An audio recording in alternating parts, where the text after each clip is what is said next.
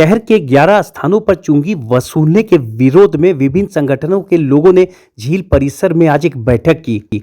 बैठक की अध्यक्षता संगीता बारला और संचालन प्रकाश यादव ने किया।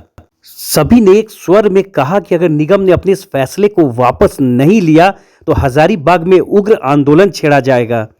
कहा, चुंगी वसूलने का यह निर्णय अंग्रेजों की याद दिला रहा है। खबरें हजारीबाग के लिए सोनू केसरी की रिपोर्ट।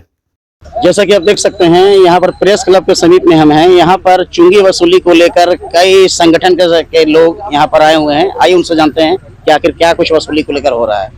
क्या कुछ वसूली को लेकर हो रहा है? देखिए, आप सबों से छुपी हुई नहीं है कि हजारीबाग में जो चुंगी वसूलने का जो इतनी बड़ी प्रकोप हम लोगों को देखने को मिल रही है, ऐसा प्रतीत हो रहा है जैसे मुगलों का शासन फिर से हजारीबाग में लागू हो गया है।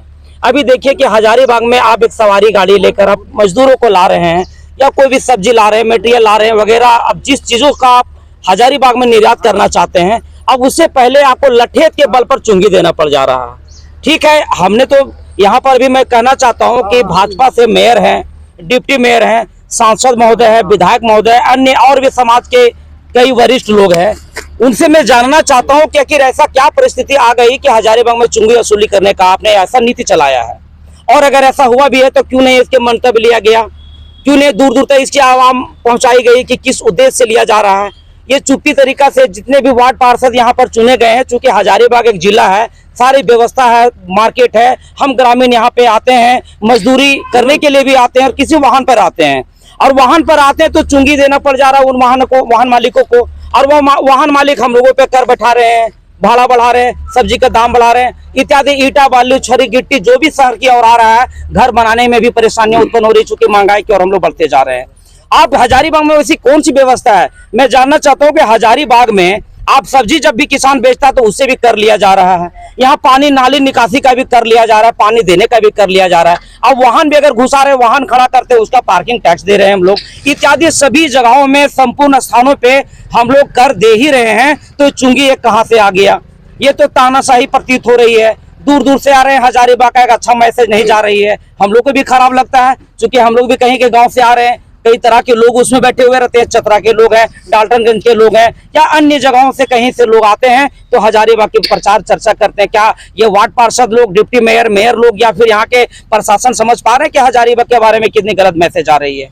इत्यादि कई ऐसी बिंदु हैं जिस पे संज्ञान लेने की जरूरत है। और आज हम लोग इस जगह में इसलिए एकत्रित हुए हैं क्योंकि लोगों की आवाम लोगों को जो समस्या देखने को मिल रहा है, हम लोग से सहा नहीं गया। लाठी के बल पर आप देखिएगा, ऐसा लगेगा कि कहाँ का ये लोग शायद पाकिस्तान बॉर्डर हम लोग क्रॉस कर रहे हैं, शायद इसलिए ये लोग यहाँ डंडा सोटा लेके एकदम खड़ा एकदम तैनात है।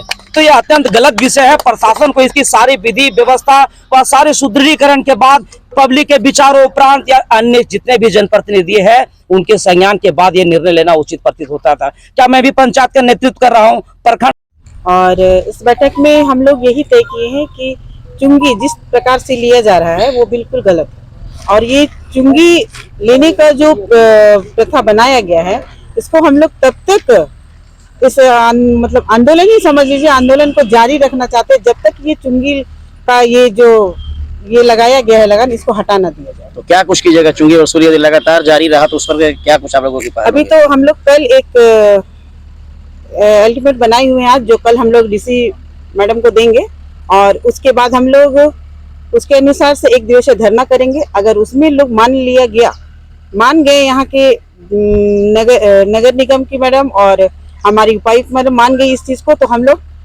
लोग जैसा चल रहा है वैसा चलेगा, और नहीं तो हम लोग फिर इसको उग्र आंदोलन के रूप में इसकी तैयारी जारी रखेंगे जब तक ये वापस नहीं ले लिया। चुंगी वसूली खत्म ना हो। जी, क्या कुछ बताना चाहते हैं आप चुंगी वसूली को लेकर?